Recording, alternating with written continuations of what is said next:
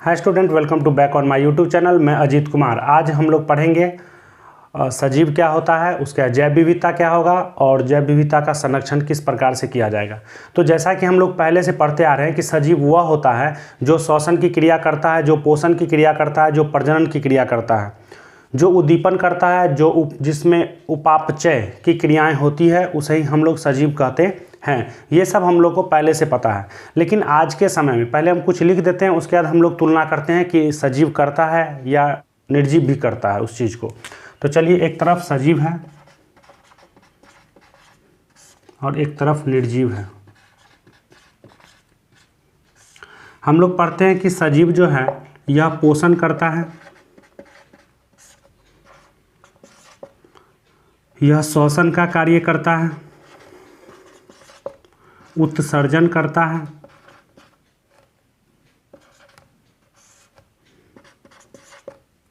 वृद्धि करता है, उद्दीपन करता है, उपापचय की क्रिया करता है, प्रजनन का कार्य करता है,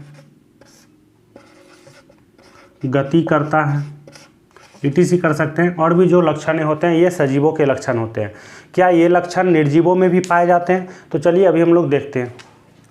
पोषण का बात होता है। पोषण का मतलब होता है सजीवों के द्वारा लिए जाने वाले भोजन को ही हम लोग क्या कहते हैं? पोषण कहते हैं, जो आप लोग क्लास 10th में भी पढ़े होंगे। तो निर्जीव क्या पोषण करता है? हम लोग बाइक चलाते हैं, गाड़ी चलाते हैं, तो उसको भी ईंधन की आवश्यकताएं होती है चलने के लिए। जब आप चलेंगे तो उसमें भी ईंधन की खपत होती है, यानी हम कह सकते हैं कि निर्जीवों में भी पोषण हो रहा है।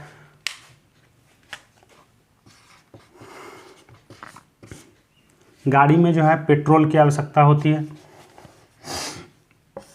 श्वसन की बात करें तो गाड़ी जो चलता है उसमें भी ईंधन को जलाने के लिए ऑक्सीजन की आवश्यकता होती है। उत्सर्जन, धुआं, ये भी फेंकता है। वृद्धि कहे तो गाड़ी जो है वो वृद्धि नहीं करता है। उसके बाद अगर हम लोग बात करें उद्दीपन की क्रिया, उद्दीपन यानी फीलिंग, एहसास होना। हम लोग मोबाइल वगैरह को छूते हैं, आजकल जो है स्क्रीन टच करने पर वह काम कर रहा है, तो कह सकते हैं कि वो भी वह कर रहा है। तो मोबाइल। उपापचय की क्रिया देखें तो ये सब इसमें नहीं हो रहा है। प्रजनन की क्रिया देखें तो प्रजनन निर्जीव में नहीं कर रहा है। गति कहें तो गाड़ी तो गति भी कर रहा है। ये सभी चीज़ें हैं, तो निर्जीव भी कर रहा है, लेकिन उसमें निर्जीवों में जो लक्षण है कि वो क्या नहीं कर सकता है? वृद्धि नहीं कर सकता, यानी छोटा से बड़ा नहीं हो सकता, अपने जैसे संतान को उत्पन्न नहीं कर सकता है। तो ये जो है सजीव और निर्जीवों के बीच का जो है मुख्य अंतर हम लोग समझ सकते हैं। या फिर हम लोग ऐसे भी कह सकते हैं कि सजीव वह होता है जो क्या करता है? पोषण करे, श्वसन करे, उत्सर्जन, वृद्धि, उद्दीपन, उपापचय, प्रजनन, गति, इन सभी चीज़ों को जो करने का कार्य करता है उसे ही हम लोग सजीव कहेंगे। लेकिन सजीवों का सबसे जो महत्वपूर्ण लक्षण है वो हम लोग क्या कहेंगे? प्रजनन कहेंगे। क्या कहेंगे? प्रजनन। सजीव वह होता है जो अपने जैसे संतानों को उत्पन्न करने में सक्षम हो, उसे ही हम लोग सजीव कहेंगे। लेकिन अपवाद में कुछ चीज़ों को देख सकते हैं, जैसे खच्चर, डंकी जो होता है वो, या फिर मान लीजिए कि किन्नर समुदाय के जो लोग होते हैं वो लोग अपने संतान को उत्पन्न करने में सक्षम नहीं होते हैं, लेकिन फिर भी वो सजीव ही हैं। ठीक है, तो लेकिन मुख्य लक्षण देखा जाए तो वो प्रजनन की क्रिया को करने का कार्य करता है। इसके बाद अब हम लोग समझेंगे कि जैव विविधता क्या होता है।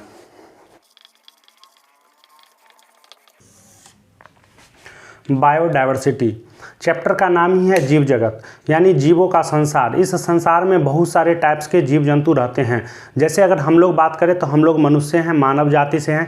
गाय अलग जाति होती है, भैंस, बकरी, इन सभी अलग अलग जाति के होते हैं। वैज्ञानिकों के आंकड़े के अनुसार अभी तक लगभग 1.7, मैं बता दूं, 1.7 से 1.8 मिलियन स्पीसीज़,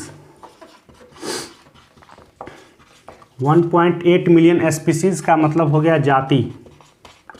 1.7 से 1.8 मिलियन स्पीसीज़ के बारे में जानकारी प्राप्त हो चुका है, और इसमें से बहुत सारे जीव जो हैं विलुप्त भी हो चुके हैं, जैसे डायनासोर वगैरह के बारे में सुने होंगे। बहुत सारे जीव ऐसे भी हैं जो विलुप्ति के कगार पे हैं, और प्रत्येक वर्ष कुछ नए नए जीवों के बारे में भी जानकारी प्राप्त होता रहता है। तो इतने सारे जीवों के बारे में अभी तक जानकारी प्राप्त हो चुका है, जो सभी जीव एक दूसरे से किसी न किसी रूप से भिन्न होते हैं। तो जीवों के बीच पाए जाने वाले विभिन्नता को ही हम लोग जैव विविधता कहते हैं। चलिए डिफिनेशन लिखते हैं।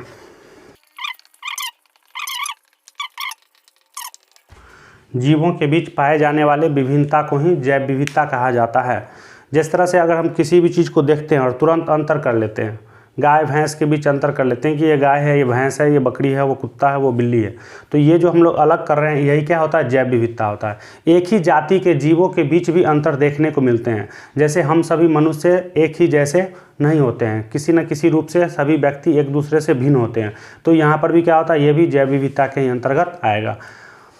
अब हम लोग देखें कि ये जो जैव विविधता होता है ये कितने टाइप्स के होते हैं। तो जैव विविधता हैं 3 टाइप्स के, यानी जैव विविधता के प्रकार। जैव विविधता के प्रकार टाइप्स ऑफ बायोडाइवर्सिटी।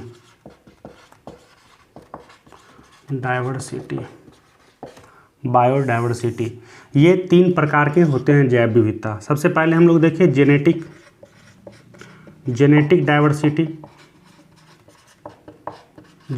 डाइवर्सिटी यानी आनुवांशिक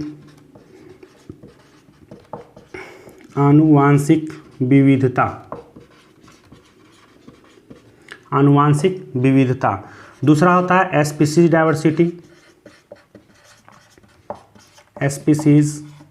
डाइवर्सिटी यानी जातीय विविधता। और तीसरा जो है वो है जेनेटिक डाइवर्सिटी यानी और तीसरा जो हो गया यह है इकोलॉजिकल डाइवर्सिटी यानी पारिस्थितिक विविधता। अभी हम लोग सभी के बारे में बारी बारी से समझते हैं कि जेनेटिक डाइवर्सिटी किसको कहेंगे, स्पीशीज डाइवर्सिटी किसको कहेंगे और इकोलॉजिकल डाइवर्सिटी क्या होता है। जेनेटिक मतलब हो गया आनुवांशिक विविधता, यानी जीवों के बीच जीन में परिवर्तन के कारण जो विभिन्नताएं देखने को मिलते हैं तो उस प्रकार के विविधता को ही हम लोग कहेंगे जेनेटिक डाइवर्सिटी। जीवों के बीच जीन की संरचना में परिवर्तन के कारण जो विभिन्नता उत्पन्न होती है उसे ही हम लोग कहते हैं जेनेटिक डाइवर्सिटी। उदाहरण स्वरूप अगर हम लोग इसके अंदर देखें तो अपने भारतवर्ष में 1000 आमों की प्रजातियां पाई जाती है। 1000 आम की जाति है, यहाँ पे आमों की प्रजाति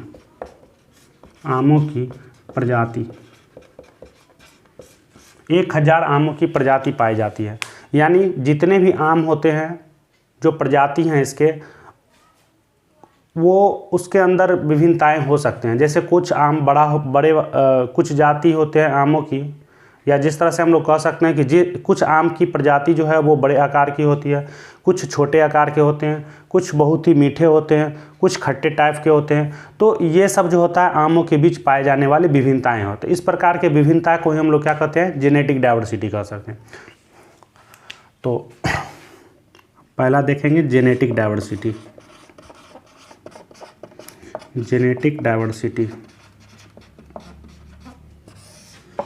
जीवों के जीन की संरचना में जीवों के जीन की संरचना में परिवर्तन के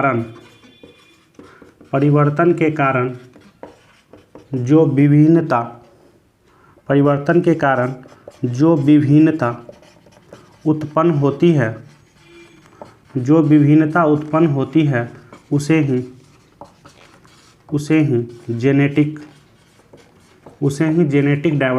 होती है उसे ही जेनेटिक डाइवर्सिटी कहा जाता है।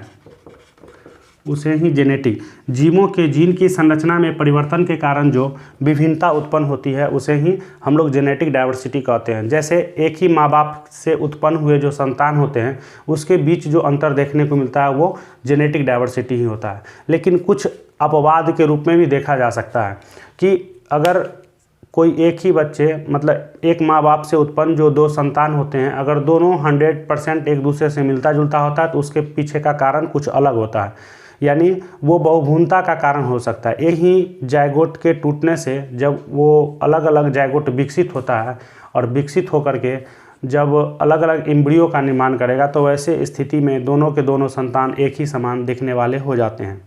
ठीक है। दूसरा, स्पीशीज डाइवर्सिटी। स्पीशीज डाइवर्सिटी यानी जातीय विविधता।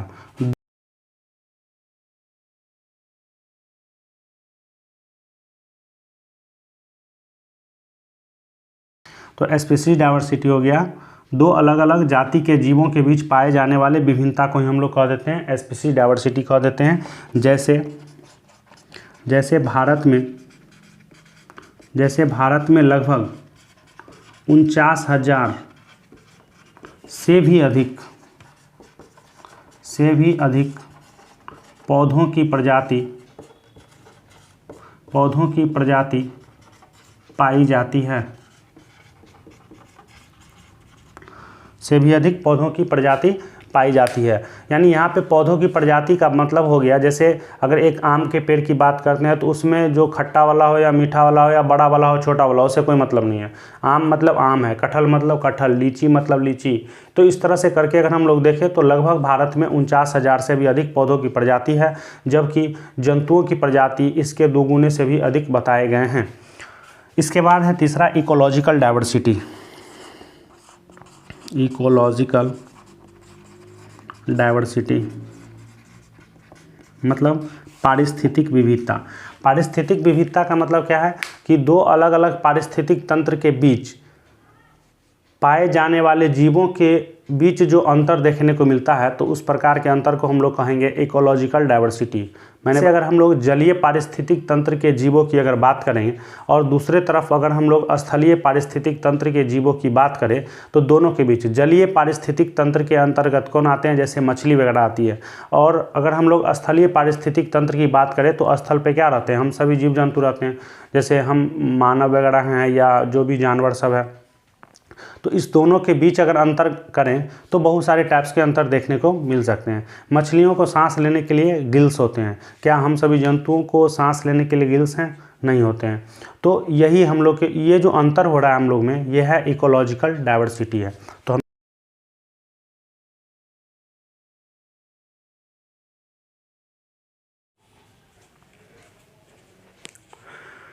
चलिए एक बार फिर से हम लोग समझते हैं कि बायोडाइवर्सिटी क्या होता है। बायोडाइवर्सिटी कहने का मतलब होता है कि दो अलग अलग जीवों के बीच जो अंतर देखने को मिलते हैं उसे ही हम लोग बायोडाइवर्सिटी यानी जैव विविधता के नाम से जानते हैं। यह जैव विविधता 3 प्रकार के होते हैं, जेनेटिक डाइवर्सिटी, स्पीशीज डाइवर्सिटी और इकोलॉजिकल डाइवर्सिटी। जेनेटिक डाइवर्सिटी कहने का मतलब होता है कि जीन की संरचना में परिवर्तन के कारण उत्पन्न होने वाली विभिन्नताएं, जैसे एक ही जाति के जीवों के बीच जो अंतर देखने को मिलते हैं, इस प्रकार के अंतर को हम लोग जेनेटिक डाइवर्सिटी के नाम से जानते हैं। जिस तरह से भारत की अगर बात किया जाए तो यहाँ पर 1000 आमों की प्रजाति पाई जाती है। ये सभी आमों की जो प्रजाति होती है इसके बीच किसी न किसी टाइप्स के अंतर देखने को मिलते हैं, जैसे कि कुछ आम का साइज होता है बड़ा, कुछ छोटे आकार के होते हैं, कुछ मीठे होते हैं, कुछ खट्टे होते हैं। इस प्रकार से अगर हम लोग आमों की प्रजाति की बात करें तो भारत में 1000 आमों की प्रजाति है और इसके बीच जो अंतर पाए जाएंगे इसके अंतर को ही हम लोग जेनेटिक डाइवर्सिटी कहेंगे। दूसरा मैंने बताया स्पीशीज डाइवर्सिटी। स्पीशीज का मतलब है जातीय विविधताएँ, यानी दो अलग अलग जाति के जीवों के बीच जो अंतर देखने को मिलते हैं उसे ही हम लोग स्पीशीज डाइवर्सिटी के नाम से जानेंगे। जैसे अगर हम लोग कुत्ते और गीदड़ के बीच अंतर करें, कुत्ता को कुत्ता बोलते हैं क्योंकि कुत्ता एक अलग स्पीशीज है, गीदड़ एक अलग स्पीशीज है। गाय की बात करें और भैंस की बात करें तो गाय अलग है, भैंस अलग है जाति, तो दोनों के बीच जो अंतर देखने को मिलते हैं इस प्रकार के अंतर को हम लोग कहते हैं स्पीशीज डाइवर्सिटी। भारत की अगर बात किया जाए तो भारत में पौधों की 49,000 से भी अधिक प्रजातियां जो है वो पाए जाते हैं। ये अलग अलग प्रजाति की जो बात कर रहे हैं हम लोग, ये अलग अलग प्रजाति मतलब जैसे अगर आम का पेड़ है एक बात करते हैं, कटहल का पेड़, लीची का पेड़, पीपल का पेड़, बरगद का पेड़, इस प्रकार से हम लोग अलग अलग पौधों की प्रजातियों की बात करें तो लगभग 49,000 है। वहीं अगर जंतुओं की बात करते हैं तो जंतुओं के जो यहाँ पर स्पीशीज हैं वो लगभग पौधों की प्रजातियों के दुगुने यानी तकरीबन 1 लाख के आसपास ये पाए जाते हैं। तीसरा होता है इकोलॉजिकल डाइवर्सिटी। इकोलॉजिकल डाइवर्सिटी मतलब होता है कि अलग अलग इकोसिस्टम यानी पारिस्थितिक तंत्र के बीच पाए जाने वाले जीवों के बीच जो अंतर मिलते हैं या अंतर देखने को मिलता है, तो उस प्रकार के अंतर को हम लोग बोलते हैं इकोलॉजिकल डाइवर्सिटी यानी पारिस्थितिक विभिन्नताएं कहा जाता है। जैसे अगर हम लोग बात करें तो हम सभी मानव ही तो हैं, लेकिन जो अलग अलग देशों के लोग होते हैं, जैसे चीन के लोग की बात करें, अगर चीन में जो रहने वाले व्यक्ति होंगे और हम बिहार या मतलब भारत के जो, वैसे भारत में तो अलग अलग जगहों पे यहाँ पे बहुत सारी विभिन्नताएं देखने को मिलती है। अगर हम लोग एक देश को दूसरे देश के साथ अगर तुलना करें तो देखें, चीन के जो लोग होते हैं उसके शरीर की जो संरचनाएं होती है, उसकी जो एक्टिविटीज़ वगैरह होती है वो हम लोगों से क्या होता है, भिन्न होता है। तो ऐसा विभिन्नताएं किसके कारण उत्पन्न हुआ है, इकोसिस्टम के प्रभाव के कारण। यानी जो जीव जिस पारिस्थितिक तंत्र में रहते हैं वहाँ पर उस पारिस्थितिक तंत्र के प्रभाव पड़ते हैं, जिसके कारण जीवों के बीच भी विभिन्नताएं देखने को मिल जाती है। अगर हम लोग बात करेंगे एक जलीय पारिस्थितिक तंत्र और स्थलीय पारिस्थितिक तंत्र की, तो जलीय पारिस्थितिक तंत्र के अंतर्गत जैसे मछली की तुलना अगर हम अपने जंतुओं से, मतलब हम सभी अपने आप से करें, मछलियों की तुलना अगर हम मनुष्य से करें तो मछलियों के सांस लेने के लिए गिल्स होते हैं, जबकि हम लोगों को सांस लेने के लिए लंग्स होते हैं। तो ये जो विभिन्नताएं हैं, इस प्रकार के विभिन्नता को हम लोग इकोलॉजिकल डाइवर्सिटी कह सकते हैं। या फिर मैंने जो बताया अभी, अगर चीन की आदमी की तुलना अगर हम बिहार वाले से अगर करें तो हम लोग के यहाँ पर जो अंतर देखने को मिलेगा, इस प्रकार के अंतर को हम लोग इकोलॉजिकल डाइवर्सिटी कह देंगे।